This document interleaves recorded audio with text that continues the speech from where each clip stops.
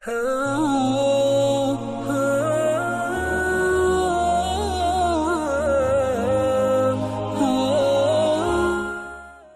باللہ من الشیطان الرجیم، بسم اللہ الرحمن الرحیم۔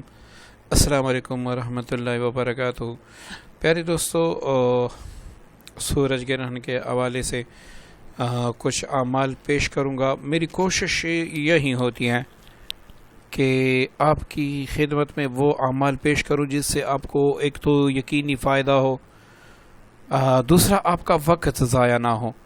کچھ ساتھی کہتے ہیں کہ بھائی آپ بڑے بڑے اعمال بتاتے ہیں اور یہ ایسے ایسے، تو پیارے دوستو میری یہ نیچر نہیں ہے، میری طبیعت یہ نہیں ہے کہ میں وہ عمل آپ کو بتاؤں جس کی کوئی حقیقتی نہ ہو۔ اب میں دو اللہ تعالیٰ کے نام بتا دوں کہ بھئی یہ پڑھیں آپ کو 56 لاکھ روپے مل جائیں گے، تو یہ کہنا فضول ہے، ٹھیک ہے؟ تو میں وہ عمل آپ کی خدمت میں پیش کروں گا جس کا اثر بھی یقینی ہو، جس سے آپ کو فائدہ بھی ہو اور کل آپ مجھے پھر دعاؤں میں بھی یاد رکھیں۔ آج سورہ بقرہ کی آخری 2 آیات کا عمل ہیں۔ یہ 2 ایسی عظیم آیتیں ہیں کہ یہ دنیا کی تخلیق سے بھی پہلے عرش مع اللہ پہ لکھی گئی ہیں۔ آمن رسولو، اگر کسی نے اپنا وظیفہ بنا لیا جنات، جادو، بندش، سحر، اسی طریقے سے قرض، حاجات، کوئی بھی دنیا کا ایسا کام نہیں ہے جو ان آیات کی برکت سے نہ ہو، تو آپ پہلے ایک وظیفے کو اپنا ورد بنا لیں، اس کے بعد پھر آپ اثرات دیکھیں۔ ہم 3 دن وظیفہ پڑھ لیتے ہیں، اس کے بعد اس کا اثر نہیں ہوتا تو اس کو چھوڑ کے دوسرا وظیفہ شروع کر دیتے ہیں، آپ کو پتہ نہیں ہے آپ کیا پڑھ رہے ہیں۔ یہ اس وحدہ لا شریک کا کلام ہے جس کا کوئی بھی ہمسر نہیں ہے، اور یہ وہ آیتیں ہیں اگر پہاڑوں پر نازل ہوتی تو پہاڑ ریزہ ریزہ ہو جاتے۔ تو آپ خود سوچیں کہ یہ کیا آپ پڑھ رہے ہیں، ایسا کلام جس کا ثانی نہیں ہے، اور جس پہ اتارا گیا اس کا بھی ثانی نہیں ہے، اور جس نے اتارا اس کا بھی ثانی نہیں ہے۔ اب آپ خود سوچیں کہ اس کلام میں کیا برکت ہوگی۔ تو پہلے بھائیو، یہاں پر میں نے آمن رسول کی زکوٰۃ آپ کو بتانی ہے۔ زکوٰۃ کس کو کہتے ہیں؟ آیا اسلام میں زکوٰۃ ہے یا نہیں ہے؟ اول تو اسلام میں کسی آیت یا جو اس میں الہی ہے اس کی کوئی زکوٰۃ ہے ہی نہیں، یہ میں پہلے سے بتا دوں، کوئی زکوٰۃ نہیں ہے۔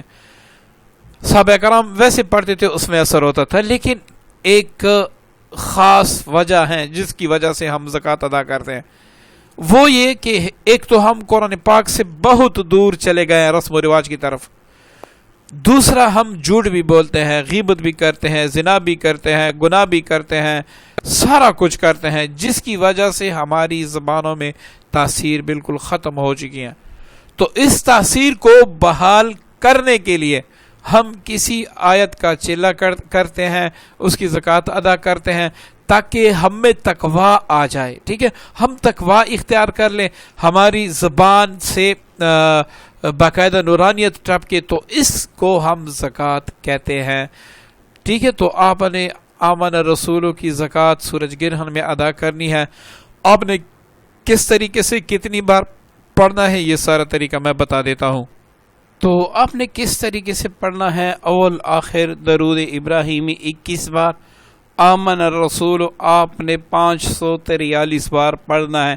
نیت یہ رکھنی ہے کہ اللہ، میں چونکہ میری زبان جھوٹ کی عادی ہو چکی ہے، میں غیبت بھی کرتا ہوں، میں گناہ بھی کرتا ہوں، حرام بھی کھاتا ہوں، حرام بھی دیکھتا ہوں، تو اس لیے یا اللہ اس کلام پاک کی برکت سے مجھے جو تقویٰ ہیں، وہ زندگی جو تجھے پسند ہو، جو تیرے حبیب کو پسند ہو، وہ مجھے عطا کر دیں۔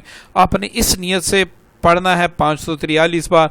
یہ پڑھ لینے کے بعد آپ روزانہ اس کو 71 بار پڑھا کریں، 71 بار پڑھا کریں، صبح بھی 71 بار پڑھا کریں، شام بھی 71 بار پڑھا کریں، یا پھر صرف صبح فجر کی نماز کے بعد آپ اس کو 71 بار پڑھا کریں۔ اس کے فوائد اتنے ہیں، اگر میں اس کے لیے ایک علیحدہ چینل بنا دوں تو چینل پہ 5 لاکھ ویڈیو میں ڈال دوں، اس کے بعد بھی اس کے اوصاف پورے نہیں ہو سکتے۔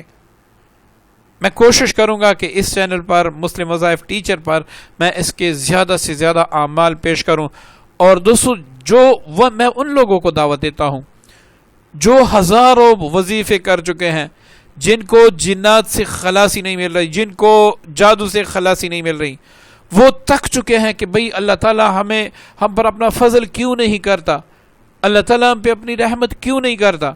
میں ان کو بھی دعوت دیتا ہوں، وہ جو کاروبار کی وجہ سے پریشان ہے میں ان کو بھی دعوت دیتا ہوں، جو دشمنوں کی وجہ سے پریشان ہے میں ان کو بھی دعوت دیتا ہوں۔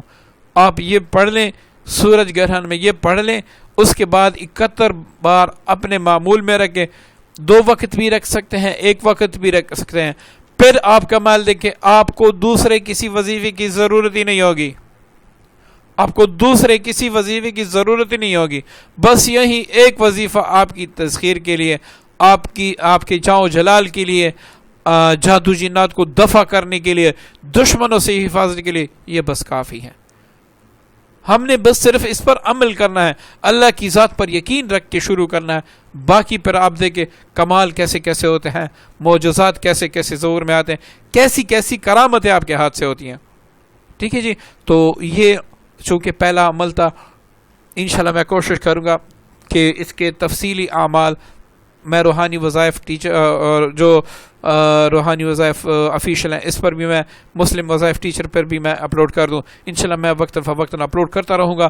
نیز میں خوابوں کے حوالے سے ایک جامع چینل بنانا چاہتا ہوں جس میں آپ کی خوابوں کی تعبیر بھی بتائی جائے گی، کیونکہ میں نے اکثر دیکھے ہیں، اکثر چینل پر ہوتے ہیں خواب کی معنی کچھ اور ہوتی ہے، بتایا کچھ اور ہوتا ہے، کیونکہ انہوں نے ایک کتاب سے رٹ لگایا ہوتا ہے کہ بھئی آپ نے سانپ دیکھا تو یہ ہوگا وہ ہوگا، اس کی تفصیل نہیں ہوگی۔ تو انشاءاللہ میں عنقریب ایک خواب کا چینل بھی بناؤں گا، اس پہ سارا کچھ میں واضح کر دوں گا کہ بھئی خواب کی یہ تعبیر ہوتی ہے، اگر آپ کی یہ سچویشن ہے، سارا کچھ میں بتا دوں گا۔ ویڈیو لمبی ہونے کے لیے معذرت، عمل کو اچھی طریقے سے سمجھے، اس پر عمل کریں، اس کے بعد انشاءاللہ آپ کو فائدہ ضرور ہوگا۔ اپنی پیاری دعاؤں میں یاد رکھیے گا۔ السلام علیکم ورحمۃ اللہ وبرکاتہ۔